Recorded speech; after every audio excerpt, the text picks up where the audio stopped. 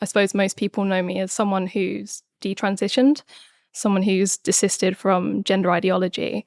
So, yeah. Yeah. So that's interesting. So you started to transition at the age of 13. What kinds of things were you doing? See, it's hard to talk about the kind of things that you've done to yourself in the public square, because you do have a shame of them afterwards. I think actually a lot of detransitioners just sort of not sugarcoat, but skirt round in sort of politest possible terms to spare everyone else listening. And just to list, the things you've done is, in your desperation, it's a strange thing. So I guess to list them, it began in my head. I viewed myself differently, began to refer to myself differently. I gave myself a different name in my own head. Then I created a persona online that was a kind of aspirational self. And so the goal was to make my real self as much like the ideal self that I was online. And that involved binding my breasts, first with sports bras, layering them up, then with bandages, baggy clothes to try and cover what evidence was left after that, starving myself to try and stop my body from developing more than it had, I was hoping that my body would start eating the remaining evidence of my womanhood. Gosh, what else? Everything, really. I changed my name. I had a different life in London because I was a theatre kid. So I had a different life in London. I used different pronouns. I had the opportunity to cut all my hair off when I was 18. And so knowing that no one would ask questions of why I've suddenly chopped all my hair off, for context, I had a tumour when I was 18. And all my hair got brittle, started falling out. So I was like, great, I can cut it off and sort of manifest the boy haircut I always wanted with no one asking questions. Bloody hell. Yeah, so that's what I did. And then it ended up with me sitting in the doctor's office asking to be referred to have a mastectomy. And I knew that that's where I wasn't going to stop. I wanted a hysterectomy as well. And then I listened to a Jordan Peterson lecture and didn't. That's incredible. And that's what, I mean, firstly, I'm sad that you feel ashamed to talk about that. I understand that there's a lot of emotion involved, but you were a teenager. Yeah. Well, I mean, the stupid things we do as teenagers, all of us. There's stupid things though, and there's stupid things, right? There's dyeing your hair, and there's not eating, sort of hoping that you'll either die or... It depends what society you're brought up in.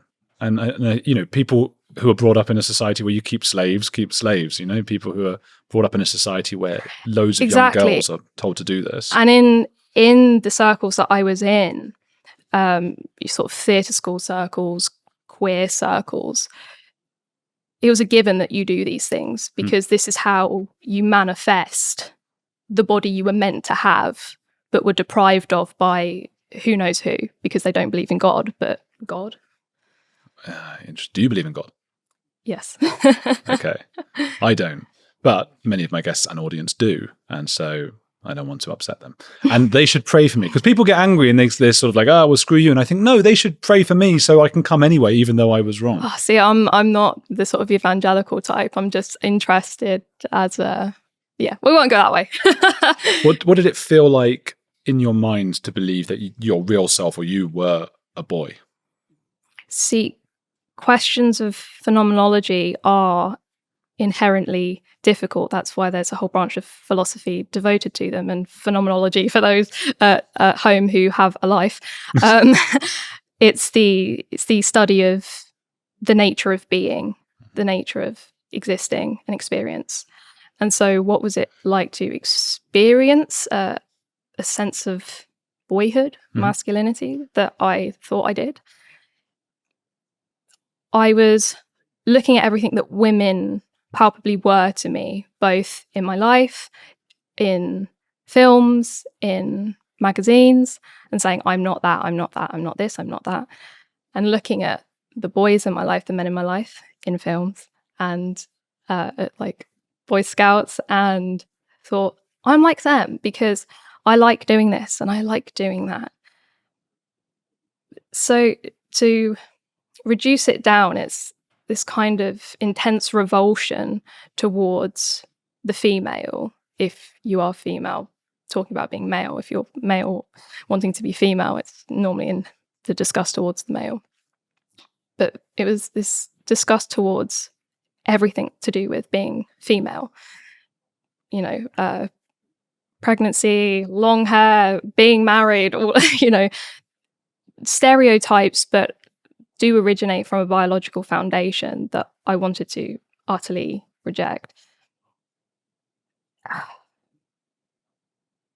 It's just not seeing yourself in the characteristic feminine.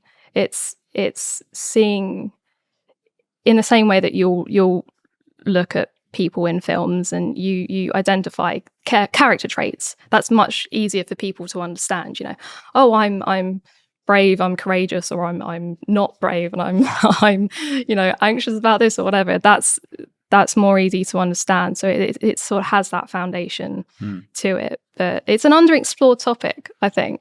Did you feel at all blokey? See now I'm like, what does that mean? Like I was, yeah, well, I mean, I was a proper lout, you know, when I was younger. Okay. I had a sort of, it's been watered down now, but a sort of South Londonish accent. But when you came into the studio, you immediately started lying on the floor. Yeah. So that's already quite a feminine thing to do. I know. I think adventurous. Oh, okay. And I'm just hypermobile when I hurt. That's true, but it's I like it because I mean, look, I do that a lot as well between sessions. I've got all sorts of back pains. They're going to get worse when you get to my age, 35. And I start what I mean is that showed somebody already who flouts social convention. Yeah. So that's maybe something that risk taking element, because other people might have said, "Do you mind if I just go and sit on the?" But you just went because you know people won't